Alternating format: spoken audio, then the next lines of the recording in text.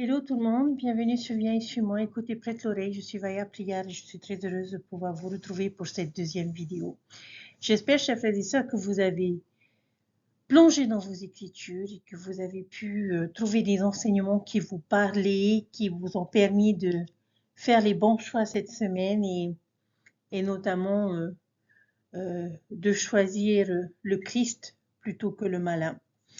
Dans cette deuxième partie de mon enseignement cette semaine, dans les 3 livres de Jean, de l'apôtre Jean, et dans le livre de Jude, qui est un autre frère de notre Sauveur Jésus-Christ, il y a de nombreux enseignements que l'on retrouve, notamment celui des enseignements qui nous permettent de savoir ce qu'est un véritable disciple du Christ.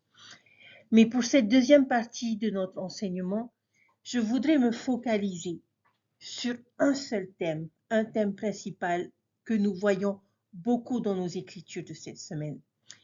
Et je pense sincèrement que c'est un thème qui tombe à pic en ce mois de décembre que nous commençons. Et ce thème est l'amour de Dieu et pour notre prochain. Le dernier vœu que le Sauveur a fait à ses disciples avant de les quitter était de s'aimer les uns les autres, de prendre soin des uns des autres. Et l'apôtre Jean et Jude ont voulu nous rappeler cet enseignement, ce vœu. Nous savons qu'une vie guidée par Dieu est une vie qui est remplie d'amour. L'amour de Dieu est en abondance et l'apôtre Jean a essayé de nous faire comprendre cet amour. Il y a différents versets dans les chapitres 3 et 4 de 1 Jean qui nous donnent une définition de l'amour.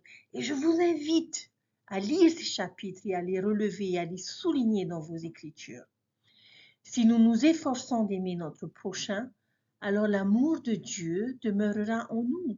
Et lorsque nous irons à la rencontre des personnes, nous leur donnerons alors l'opportunité, chers frères et sœurs, de rencontrer Dieu. Pourquoi avons-nous tous besoin de ressentir de l'amour, en particulier l'amour de Dieu? L'apôtre Jean a écrit des épîtres aux saints qui ont été trompés par de faux enseignements. Il s'est concentré sur l'amour de Dieu pour les saints et sur la façon dont cet amour s'est manifesté grâce à la mission salvatrice de notre Sauveur Jésus-Christ. L'une des caractéristiques essentielles de Dieu est son amour pour chacun d'entre nous. Les Écritures nous disent que si quelqu'un aime Dieu, celui-là est connu de lui. N'est-ce pas là une promesse merveilleuse? C'est exaltant de penser que le Créateur du ciel et de la terre puisse nous connaître et nous aimer d'un amour pur et éternel.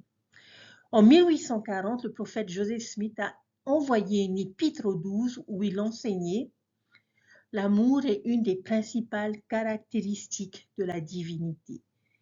Et ceux qui aspirent à être les fils de Dieu devraient le manifester. » Un homme rempli de l'amour de Dieu ne se contente pas de faire du bien à sa famille seulement, mais il parcourt le monde entier, vivement désireux de faire du bien à tout le genre humain. Chers frères et sœurs, l'amour est le commencement, le milieu et l'aboutissement du chemin que doit suivre un disciple. Il réconforte, conseille, guérit, console. Il nous fait traverser les vallées des ténèbres et le voile de la mort. Et en fin de compte, l'amour nous mène à la gloire et à la splendeur de la vie éternelle. C'est ce que ces Écritures nous enseignent. Les plus grandes manifestations d'amour sont souvent des actes simples de bonté et de sollicitude que nous faisons pour les personnes que nous rencontrons le long du chemin de notre vie. L'amour vrai dure à jamais. Il est éternellement patient et indulgent. Il croit, il espère et supporte tout. C'est l'amour que notre Père céleste nous porte. L'évangile de Jésus-Christ est un évangile de transformation. Il nous prend, nous, hommes et femmes de la terre, et nous raffine pour faire de nous des hommes et des femmes pour l'éternité. L'instrument de ce raffinement est notre amour chrétien. Il n'est pas de douleur qu'il ne puisse apaiser, d'amertume qu'il ne puisse enlever, de haine qu'il ne puisse changer. Sophocle, un dramaturge grec, a écrit ceci. Un mot nous libère de tout le poids et de toute la douleur de la vie. Et ce mot, c'est l'amour. Chers frères et sœurs, les moments les plus précieux et les plus sacrés de notre vie sont ceux qui sont remplis de l'esprit d'amour. Plus la mesure de notre amour est grande, plus notre joie sera grande.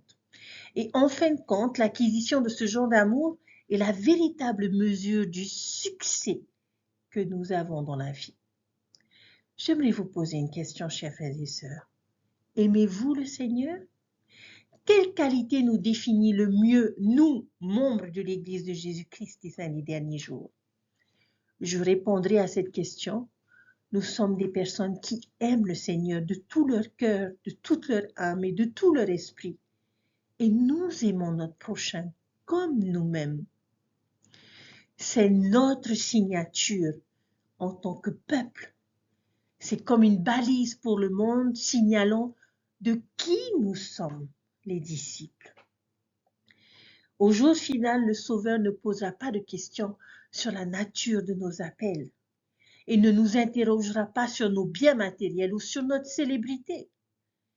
Il demandera si nous avons soigné les malades, donné à manger à ceux qui avaient faim et soif, visité ceux qui étaient en prison ou secouru les faibles. Lorsque nous tendons la main pour aider les plus petits des enfants de notre Père Céleste, nous savons tous que c'est à lui que nous le faisons. Telle est l'essence de l'évangile de Jésus-Christ. Si nous souhaitons vraiment apprendre comment aimer, tout ce que nous avons à faire, c'est réfléchir à la vie de notre Sauveur que nous avons étudié tout au long de cette année. Lorsque nous prenons les emblèmes de la Sainte Seine, cela nous rappelle le plus grand exemple d'amour de l'histoire du monde. Car Dieu a tant aimé le monde qu'il a donné son Fils unique. Dieu souhaite nous aider à ressentir son amour où que nous soyons. Lorsque nous sommes remplis de l'amour divin, nous pouvons faire, voir et comprendre des choses que nous ne pourrions ni faire, ni voir, ni comprendre autrement. Avec l'amour de Dieu, nous pouvons supporter la douleur. Nous pouvons apaiser la crainte. Nous pouvons pardonner généreusement. Nous pouvons éviter les querelles et nous pouvons renouveler nos forces et bénir et aider les autres de manière surprenante, même pour nous. Jésus-Christ était rempli d'un amour insondable quand il a subi des douleurs, des cruautés et des injustices incompréhensibles pour nous. Par amour pour nous, il s'est élevé au-dessus de toutes ces barrières autrement insurmontables. Son amour ne connaît aucune limite. Et il nous demande aujourd'hui de le suivre et de prendre part à son amour sans limite afin que nous aussi nous puissions nous élever au-dessus de la douleur, de la cruauté et de l'injustice de ce monde. Aider, pardonner et bénir. Parce que l'amour est le plus grand commandement, il doit être au centre de tout ce que nous faisons, dans notre famille, dans nos appels et dans notre métier. L'amour est le baume guérisseur qui répare les fractures dans nos relations personnelles et familiales. Il est le lien qui unit les familles, les collectivités et les nations. L'amour est le pouvoir qui fait naître l'amitié, la tolérance, la politesse et le respect. Il est la source qui vient à bout des divisions et de la haine. L'amour est la flamme qui réchauffe notre vie avec une joie sans égale et un espoir divin. L'amour doit imprégner tout ce que nous faisons, chers frères et sœurs. Lorsque nous comprenons réellement ce que signifie aimer comme Jésus-Christ nous aime, la confusion disparaît et nos priorités s'alignent sur la volonté de notre Père Céleste. Notre vie de disciple du Christ devient alors plus joyeuse. Notre vie prend un nouveau sens. Notre relation avec notre Père Céleste devient plus profonde. et notre obéissance devient joie au lieu d'être un fardeau. Combien nous avons besoin d'aimer Dieu, chers frères et sœurs. Et parce que ce que nous aimons détermine ce que nous recherchons. Ce que nous recherchons détermine ce que nous pensons et ce que nous faisons. Ce que nous pensons et ce que nous faisons détermine qui nous sommes et qui nous deviendrons. Mais sachons que l'amour de Dieu transforme des actes ordinaires en services extraordinaires et que l'amour est le moteur qui transforme de simples mots en écriture sacrée. L'amour divin est le facteur qui transforme la réticence à se conformer au commandement de Dieu en consécration et en dévouement. L'amour est le guide et la lumière qui illumine le chemin du disciple et remplit notre conduite journalière de vie, de sens et d'émerveillement. Chers frères et sœurs, l'amour est la mesure de notre foi, l'inspiration de notre obéissance et la véritable profondeur de notre engagement en tant que disciple. Parce que notre Père céleste et Jésus-Christ nous aiment, ils ne veulent pas nous laisser tels que nous sommes. Parce qu'ils nous aiment, ils veulent que nous ayons de la joie et du succès. Parce qu'ils nous aiment, ils veulent que nous nous repentions parce que c'est le chemin qui mène au bonheur. Mais c'est notre choix et ils respectent notre libre arbitre. Nous devons choisir de les aimer, de les servir et de respecter leurs commandements. Ensuite, ils peuvent nous bénir et nous aimer plus abondamment. Leur principale attente est que nous donnions nous aussi de l'amour. Celui qui n'aime pas n'a pas connu Dieu, car Dieu est amour. Jean a écrit, « Bien-aimés, si Dieu nous a ainsi aimés, nous devons aussi nous aimer les uns les autres. » En reconnaissant que Dieu nous aime parfaitement, nous pouvons nous demander, à quel point est-ce que j'aime Dieu? Peut-il compter sur mon amour comme je compte sur le sien? Ne serait-ce pas une noble aspiration que de vivre de manière à ce que Dieu puisse nous aimer pas uniquement malgré nos échecs, mais également en raison de ce que nous devenons? Ou bien qu'il puisse dire de nous ce qu'il a dit un jour à Hyrum Smith, « Car moi, le Seigneur, je l'aime à cause de l'intégrité de son cœur. » Chers frères et sœurs, souvenons-nous de la douce réprimande de Jean, car l'amour de Dieu consiste à garder ses commandements. Et ces commandements ne sont pas pénibles. Chers frères et sœurs, en ce mois de décembre, où nous devons particulièrement éclairer le monde et amener les personnes au Christ et à connaître Dieu et son amour, je nous invite à vivre de manière à ce que, lorsque les personnes nous regarderont ou nous écouteront, qu'ils voient et sachent ce que signifie demeurer dans l'amour de Dieu, parce qu'ils le voient en nous, dans la manière dont nous vivons notre vie. L'amour de Dieu est infini et demeurera à jamais. Mais ce que cela signifie pour chacun de nous dépend de la façon dont nous répondons à son amour. L'initiative Éclairer le monde nous met au défi de montrer notre amour aux autres de la même manière que Jésus l'a fait pendant son ministère mortel. Cette initiative vise à toucher les cœurs et à changer des vies en faisant ce que Jésus a fait. Nourrir les affamés, réconforter les personnes seules, visiter les malades et les affligés, et faire preuve de bonté envers tout le monde. Jésus a dit, « Vous êtes la lumière du monde. » Alors je nous invite à servir le Seigneur et à rendre témoignage de lui par des actes altruistes simples. Nous pouvons nous aussi faire changer les choses, que ce soit dans notre famille, dans notre paroisse, sur notre lieu de travail ou dans bien d'autres domaines de responsabilité. L'éclat et l'effervescence de la période de Noël avec ses décorations sont appréciables. Mais nos décorations et nos achats vont-ils représenter toute l'étendue de notre hommage au Seigneur?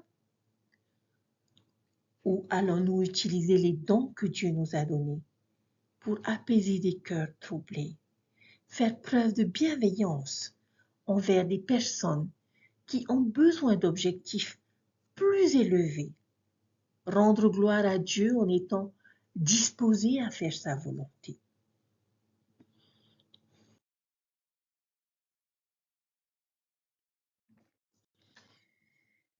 Chers frères et sœurs, j'espère que nous nous efforcerons de faire changer les choses ce Noël et que nous mettrons le Sauveur au centre de nos efforts et que nous le glorifierons en servant notre prochain en son nom. Commençons maintenant, aujourd'hui même, à exprimer de l'amour à tous les enfants de Dieu, qu'ils soient membres de notre famille, nos amis ou de simples connaissances ou de parfaits inconnus. Je nous invite chaque matin, lorsque nous nous lèverons, à prendre la décision de réagir avec amour et avec gentillesse dans toutes les situations qui se présenteront à nous. Au-delà de la compréhension, mes frères et sœurs, se trouve l'amour de Dieu pour nous. Du fait de cet amour, il a envoyé son Fils qui nous a suffisamment aimés pour donner sa vie pour nous, afin que nous ayons la vie éternelle. Une fois que nous aurons compris ce don incomparable, notre cœur sera rempli d'amour pour notre Père éternel, pour notre Sauveur et pour toute l'humanité. Et puisse-t-il en être ainsi, chers frères et sœurs, en ce mois spécial de décembre. Dieu vit et Dieu aime chacun de ses enfants. Nous avons peut-être déjà goûté à cet amour, à l'amour de notre Père Céleste, au travers d'expériences personnelles, où nous avons vu une prière entendue et répondue, où nous avons vu un enfant malade guéri, où nous avons vu des miracles se produire dans notre vie qui nous permettent aujourd'hui de témoigner qu'il nous aime.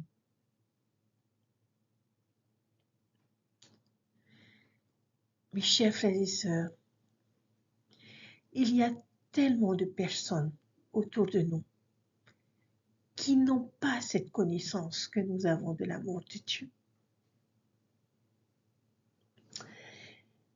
Alors, comme Jean et Jude nous ont invités à le faire, puissions-nous être des disciples d'amour et de lumière pour notre prochain. Puissions-nous vivre, parler, penser, agir en étant remplis de cet amour pour notre Père Céleste, de manière à inviter ceux qui sont autour de nous à connaître Dieu et à faire l'expérience personnelle de cet amour pur, divin et éternel. Dieu a besoin de nous, chers frères et sœurs. Il a besoin que nous fassions savoir à ses enfants combien il les aime. Nous n'avons pas besoin de faire de choses extraordinaires, de simples petits gestes remplis de charité et de compassion, suffiront à réchauffer les cœurs. Nous serons peut-être la réponse à une prière. Nous serons peut-être le miracle attendu par certains. Mais je nous invite, chers frères et sœurs, à faire preuve de charité en ce mois de décembre, à nous oublier l'espace d'un mois